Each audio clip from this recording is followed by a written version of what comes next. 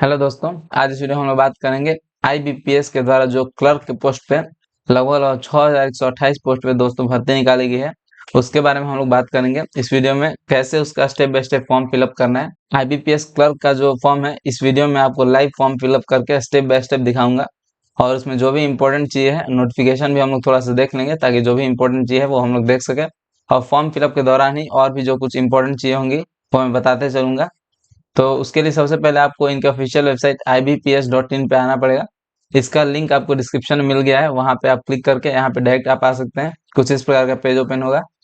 यहाँ नीचे जब रिसेंट अपडेट्स में आइएगा तो यहाँ पे सीआरपी क्लर्क्स 14 लिखा हुआ है, पोस्टेड ऑन 1 जुलाई 2024। ठीक है,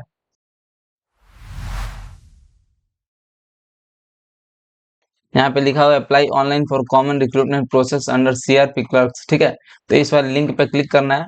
इस पे क्लिक करने के बाद कुछ इस प्रकार का पेज ओपन होगा। यहाँ पे 1 जुलाई 2024 का दो ठो नोटिफिकेशन है, एक अप्लाई करने के लिए, फॉर्म फिलअप करने के लिए, और एक इसका नोटिफिकेशन। तो सबसे पहले नोटिफिकेशन हम लोग देख लेते हैं। इस पे क्लिक कीजिएगा तो यहाँ पे देखिए आपका नोटिफिकेशन डाउनलोड हो जाएगा। इसमें जो है फॉर्म फिलअप का डेट जो है दोस्तों 1/7/2024 को 21 जुलाई तक चलेगा, 1 जुलाई से 21 जुलाई तक। और इसका पेमेंट भी लास्ट डेट 21 जुलाई है। इसका जो है दोस्तों प्री एग्जामिनेशन ट्रेनिंग जो होना है वो 12 से 17 अगस्त तक होना है। और प्री जो एग्जाम होगा, ऑनलाइन एग्जामिनेशन जो होता है वो अगस्त 2024 में, और मेन एग्जाम अक्टूबर 2024 में होना है। तो इस प्रकार से कुछ इंपॉर्टेंट डेट्स वगैरह यहाँ पे दिया। एज की यहाँ पे दोस्तों अगर बात करें तो मिनिमम आपका 20 साल का एज होना चाहिए और मैक्सिमम 28 साल। तो 20 से 28 आपका एज होना चाहिए। डेट ऑफ बर्थ मतलब 2/7/1996 से लेकर 1/7/2004 तक आपका डेट ऑफ बर्थ होना चाहिए। एजुकेशनल क्वालिफिकेशन की अगर दोस्तों बात करें तो आपका ग्रेजुएशन होना चाहिए किसी भी यूनिवर्सिटी, किसी भी कॉलेज से। सिर्फ आपका जो है ग्रेजुएशन होना चाहिए, बीएससी, बीए या फिर बीकॉम, जो भी आपने किया हुआ है। यहाँ पे एग्जामिनेशन पैटर्न वगैरह दिया हुआ है। 30 क्वेश्चन इंग्लिश के रहेंगे, 35 क्वेश्चन मैथ्स के, 35 क्वेश्चन रीजनिंग के, और यही तीनों सब्जेक्ट आपका होता है। तो इसको नोटिफिकेशन को एक बार जरूर देख लेना है दोस्तों। इसको मैं डिस्क्रिप्शन में लगा दूंगा, वहां से आप इसको डाउनलोड करके जरूर देख लीजिएगा।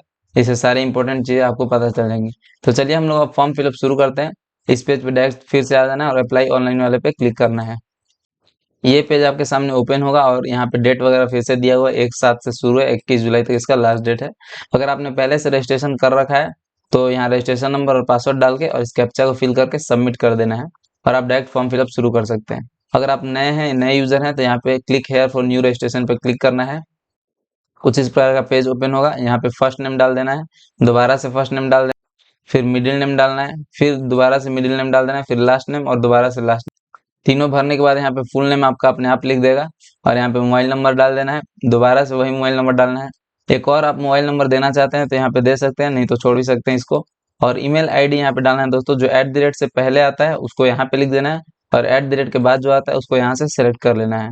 और फिर यहाँ पे पूरे ईमेल आईडी को लिख देना है, जो भी आपने ऊपर में लिखा हुआ था पूरा वो ईमेल आईडी यहाँ पे लिख दीजिए और इस कैप्चा को फिल करके सेव एंड नेक्स्ट पे क्लिक कर देना है। नेक्स्ट पेज में आने के बाद दोस्तों ऊपर में आपका रजिस्ट्रेशन नंबर और पासवर्ड ग्रीन कलर से लिखा हुआ रहेगा, उसको नोट करके लिख लेना है। और फिर आगे देखिए scan photograph of the candidate, यहाँ पे चूज फाइल पे क्लिक करके आपका फोटो अपना अपलोड करना होगा, जो कि 20 से 50 केबी के बीच में होना चाहिए जिसका कि साइज। ठीक है, और चूज फाइल पे क्लिक करके अपलोड कर दीजिए। और यहाँ पे लाइव फोटो भी आपको दोस्तों अपलोड करना होगा, कैप्चर फोटो पे यहाँ पे क्लिक करके। ठीक है, अगर आपका कैमरा अच्छा नहीं है तो क्लिक हेयर टू स्कैन पे क्लिक करके एक ऐप डाउनलोड कर सकते हैं और वहां से आप फिर फोटो खींच करके और अपलोड कर सकते हैं यहाँ पे। ठीक है, और उसके बाद इस बॉक्स को चेक कर देना है, आई कन्फर्म वाले बॉक्स को, और फिर नीचे सिग्नेचर अपलोड करना है। चूज फाइल पर क्लिक करके सिग्नेचर अपलोड कर दीजिए, जिसका कि 10 से 20 के बीच में साइज होना चाहिए। और इस बॉक्स को कंफर्म कर दीजिए और फिर नेक्स्ट पे हम लोग को क्लिक करना है। नेक्स्ट पेज में दोस्तों हम लोग डिटेल्स के पेज पे आ गए हैं। सबसे पहले हम लोग को यहाँ पे कैटेगरी डालना होगा, general, EWS, OBC, NCL, ST, SC, जो भी आप सिलेक्ट कर लीजिए यहाँ से। उसके बाद क्या आप डिजेबल पर्सन है तो यस नो करना पड़ेगा। आगे यस करते हैं तो ऊपर में और डिटेल्स आपको फिल करना होगा। फिर आगे पूछ रहा है कि क्या आपके पास कुछ स्पेसिफिक डिजेबिलिटी है जिससे कि आपको लिखने वगैरह में तकलीफ होता है, तो यस कर सकते हैं, नहीं तो नो। फिर आगे पूछ रहा है दोस्तों क्या आपके फैमिली मेंबर कोई है जो कि 1984 के राइट्स में उनकी डेथ हुई थी, तो यस कर सकते हैं, नहीं तो नो। और फिर विच रिलीजन यू बिलोंग, आपका धर्म कौन सा है यहाँ से सिलेक्ट कर लीजिए आप। क्या आप माइनॉरिटी कम्युनिटी से बिलोंग करते हैं तो आप यहाँ यस या नो कर सकते हैं। और फिर क्या आप एक सर्विसमैन है तो यस नो कर सकते हैं। क्या आप डिजेबल्ड एक सर्विसमैन है तो यहाँ पे यस कर सकते हैं, नहीं तो नो। क्या आप उन पे आश्रित है जिनका किसी आर्मी वगैरह के सेवा के समय मृत्यु हुई थी, तो यस कर सकते हैं, नहीं तो नो। क्या आप एज रिलैक्सेशन लेना चाहते हैं डिवोर्स्ड वुमेन या फिर विडो वुमेन या फिर जुडिशियली सेपरेटेड वुमेन की तरह पे, तो यहाँ पे यस कर सकते हैं, नहीं तो नो। क्या आपने कभी पहले ही एग्जाम दे रखा है, तो यहाँ पे आप यस कर सकते हैं, नहीं तो यस कीजिएगा। तो यहाँ पे चूज करना पड़ेगा कौन सा आपने एग्जाम दिया था पहले। नो करेंगे तो आप कुछ भरना नहीं पड़ेगा यहाँ पे। फिर आगे नेशनलिटी सेलेक्ट कर लेनी है, जो कि यहाँ पे इंडियन है। और फिर यहाँ पे अपना स्टेट सेलेक्ट कर लेना है। जो ही आप स्टेट सेलेक्ट कीजिएगा, यहाँ पे स्टेट कोड अपने आप फिल हो जाएगा। और फिर जो प्री एग्जाम होगा उसका सेंटर आप कहाँ रखना चाहते हैं वो यहाँ से सेलेक्ट कर लीजिए। फिर जो मेन एग्जाम होगा उसका यहाँ पे सेंटर आप सेलेक्ट कर लीजिए। फिर आगे पूछ रहा है कि आप एग्जाम सेंटर पे कौन सा जो है से आईडी लेके जाएंगे, वो यहाँ पे इस बॉक्स को चेक कर देना और नीचे आईडी प्रूफ आपको सेलेक्ट कर लेना है। जो भी आप एग्जाम सेंटर पे ले जा सकते हैं, जैसे pan card, passport, permanent driving license या फिर आधार कार्ड वगैरह, जो भी आप लेके जा सकते हो वो यहाँ से सिलेक्ट कर लीजिए और उसका नंबर यहाँ पे डाल दीजिए। जैसे आधार कार्ड मैंने सेलेक्ट कर रखा है, यहाँ पे आधार नंबर डाल देना है। और फिर यहाँ पे मीडियम, किस मीडियम आप एग्जाम देना चाहते हैं, इंग्लिश हिंदी, मतलब जो भी है सिलेक्ट कर सकते हैं। यहाँ पे इंग्लिश एंड हिंदी दोनों दिया हुआ है, तो वही सिलेक्ट करना पड़ेगा। फिर डेट ऑफ बर्थ यहाँ से सिलेक्ट कर लेना है, यहाँ से डेट सेलेक्ट कर लीजिए, यहाँ से मंथ और यहाँ से ईयर सेलेक्ट कर लीजिए। यहाँ पे आपका उम्र बता देगा, एक जुलाई को, 1 जुलाई 2024 को जितना भी आपका एज होगा वो यहाँ पे लिख देगा। अपना जेंडर यहाँ से सेलेक्ट कर लेना है। उसके बाद आधार कार्ड नंबर यहाँ पे डालना होगा, फिर पैन कार्ड नंबर यहाँ पे डालना होगा। वो जरूरी नहीं है दोस्तों, आप चाहे तो डाल भी सकते हैं, नहीं तो छोड़ भी सकते हैं। क्या आपका कोई जुड़वा भाई बहन है तो यस या नो कर सकते हैं यहाँ पे। और जो भी मतलब जेंडर जो आपका ट्विन का है, जो आपका जुड़वा भाई बहन है, उसका क्या जेंडर वो यहाँ से सिलेक्ट कर लेना है। और यस यहाँ कीजिएगा, तभी ये सब आपको फिल करना पड़ेगा दोस्तों। जैसे आपका जुड़ा भाई बहन का नाम क्या है वो यहाँ पे, अगर नो कीजिएगा तो कुछ यहाँ पे फिल नहीं करना पड़ेगा आपको। फिर आप मैरिटल स्टेटस यहाँ सेलेक्ट कर लीजिए, अनमैरिड है कि मैरिड, विडो, विडोवर, जो भी है आप सेलेक्ट कर लीजिए। फादर्स नेम यहाँ पे नीचे लिखना है, जो कि आपके 10th के मार्कशीट के अनुसार ही होगा। यहाँ पे मदर्स नेम लिख देना है। अगर आप मैरिड है तो यहाँ पे स्पाउस नेम लिख दीजिए। और यहाँ पे एड्रेस कॉरेस्पॉन्डेंस का देना होगा दोस्तों। सबसे पहले यहाँ पे विलेज लिख दीजिए, फिर पोस्ट लिख दीजिए, फिर पुलिस स्टेशन लिख दीजिए। और फिर यहाँ पे स्टेट सेलेक्ट कर लीजिए, फिर यहाँ पे डिस्ट्रिक्ट सेलेक्ट कर लीजिए और फिर पिन कोड यहाँ पे डाल देना है। और ऊपर में जब आप कॉरेस्पॉन्डेंस एड्रेस डालेंगे और नीचे में जो परमानेंट एड्रेस लिखेंगे, वो दोनों अगर सेम है तो इस बॉक्स को चेक कर दीजिए, अपने आप पूरा फिल हो जाएगा, ठीक है। और फिर यहाँ पे जो आपका जीएसटी इनवॉइसिंग होगा वो कॉरेस्पॉन्डेंस एड्रेस से करना चाहते हैं आप या फिर परमानेंट एड्रेस से, वो यहाँ से सिलेक्ट कर लेना है। और फिर यहाँ पे आपका फी लिख देगा टोटल। जब आप पूरा फॉर्म फिल करेंगे तो यहाँ पे आपका टोटल फी लिख देगा, कितना आपका फी लगने वाला है। और उसके बाद वैलिडेट योर डिटेल्स पे हम लोग को क्लिक करना है। हमारे सारे डिटेल्स जो ही वैलिडेट हो जाएंगे, हम लोग सेव एंड नेक्स्ट पे हम लोग क्लिक करेंगे। नेक्स्ट पेज में हम लोग को एजुकेशनल क्वालिफिकेशन का जो है डिटेल देना पड़ेगा। यहाँ पे ग्रेजुएशन में जो भी आपने कर रखा है, बीएससी, बीकॉम, बीए, बीटेक, जो भी कर रखा है वो यहाँ पे सिलेक्ट कर लेना है। और फिर स्पेशलाइजेशन यहाँ सब्जेक्ट चूज कर लेना है, जिस भी सब्जेक्ट में आपने स्पेशलाइजेशन कर रखा है ग्रेजुएशन में, किस दिन आपने पास किया उसका डेट, मंथ और ईयर यहाँ पे फिल कर देना है। कितना परसेंट आपको मार्क्स आया था ग्रेजुएशन, वो यहाँ पे फिल कर देना है। और किस श्रेणी से आपने पास किया हुआ था, फर्स्ट, सेकंड या फिर केवल पास, ठीक है, वो सिलेक्ट कर लेना है यहाँ पे।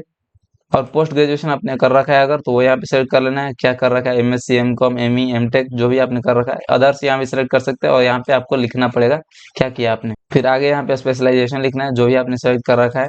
फिर date of passing, percentage of marks, फिर ग्रेड यहाँ पे लिख देना है।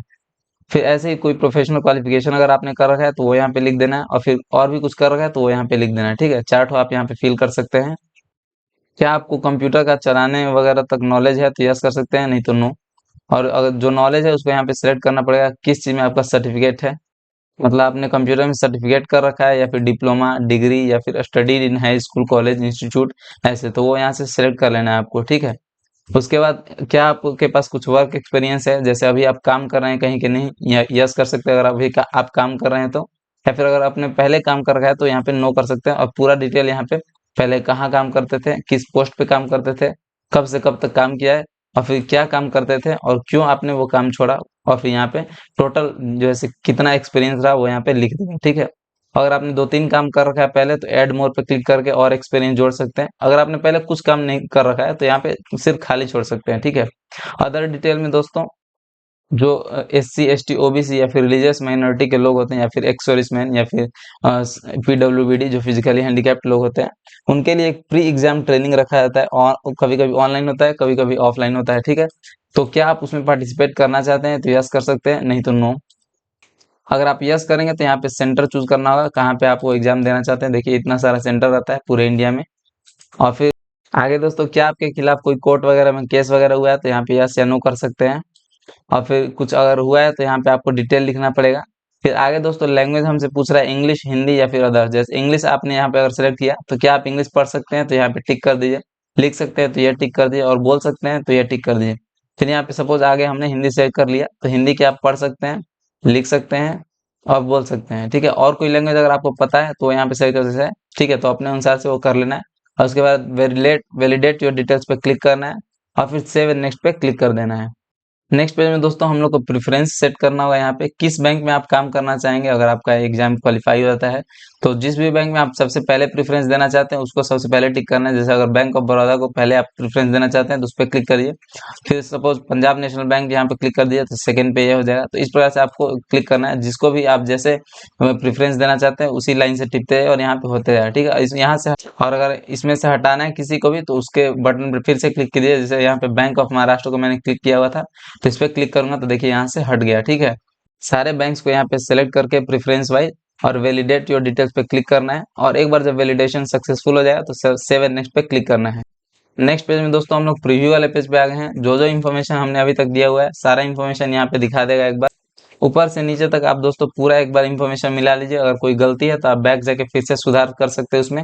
और फिर यहाँ पे 3 ठो बॉक्स है, इसमें से पहले वाले बॉक्स को चेक कर देना है और दूसरे वाले बॉक्स को भी चेक कर देना है, लेकिन थर्ड वाले बॉक्स को चेक नहीं करना है, अपने आप ये ब्राउन हो जाएगा दोस्तों। और फिर यहाँ पे कंप्लीट रजिस्ट्रेशन पे हम लोग को क्लिक करना है।